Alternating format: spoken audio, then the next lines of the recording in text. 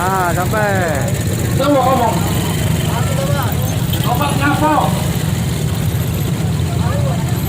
Iya, tobat ngapo? Tidak nyopet lagi. Viral dia nih. Sumpah. Aku sumpah tidak akan nyopet lagi.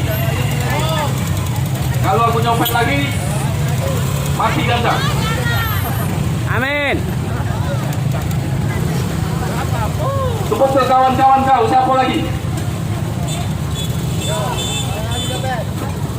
Berdasarkan informasi itu dibawa oleh satpam ke pos polisi.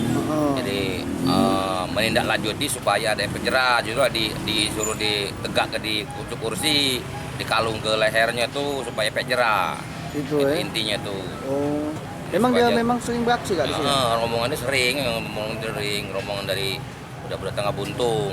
Oh itu. Jadi sementara BB yang tidak dapat ya, jadi kan ya mungkin dilepas lagi. Gitu ya. Tapi sempat diamankan gitu ya. Diaman tuh lama di sini sampai sore.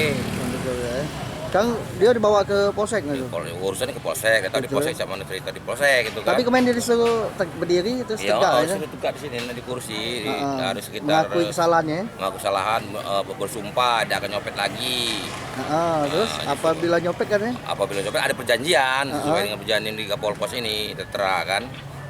Apabila nyopet apa kan? Ada hukumannya apa itu Kapolpos yang tahu itu, yang lebih tahu kan.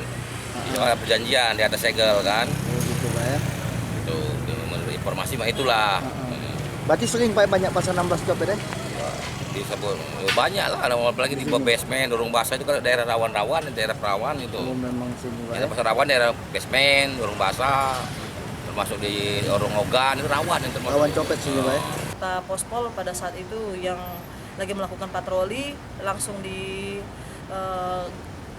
yang bersangkutan pada saat itu, dan yang bersangkutan langsung diamankan ke Pospol 16 Ilir, namun tidak ada barang buktinya. Yang bersangkutan baru hanyalah melakukan percobaan, sehingga yang bersangkutan dilakukan tindakan pembinaan baik berdiri dari pagi sampai sore, menyatakan bahwa dia tidak akan melakukan lagi perbuatannya, dengan ada ditulis papan nama yang dilingkar di lehernya bahwa saya melakukan copet.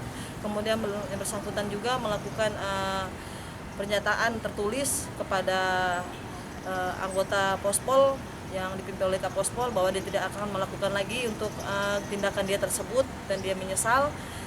Sehingga pada saat dilakukan, setelah selesai pernyataan, yang bersangkutan langsung kami lepas melakukan pembenahan maupun arahan.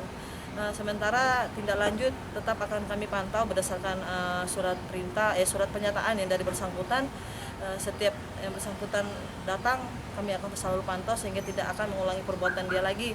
Jadi himbauan kami dari Polrestabes Palembang, tolong untuk para pembeli yang akan berkunjung ke 16 Ilir, benar-benar kami himbau untuk diperhatikan bawaannya. Apabila ibu-ibu maupun anak-anak dan bapak-bapak yang akan membawa tas, tolong tasnya ditaruh di depan, kurangi memakai perhiasan yang berlebihan, dan handphone dimasukin dalam tas, tidak ditenteng di kantung maupun dipegang, karena itu akan memberikan peluang kepada para pelaku lainnya yang mungkin belum terpantau oleh kami pihak kepolisian maupun tim keamanan Pasar 16 Ilir serta para pedagang penjual yang ada di Pasar 16 Ilir.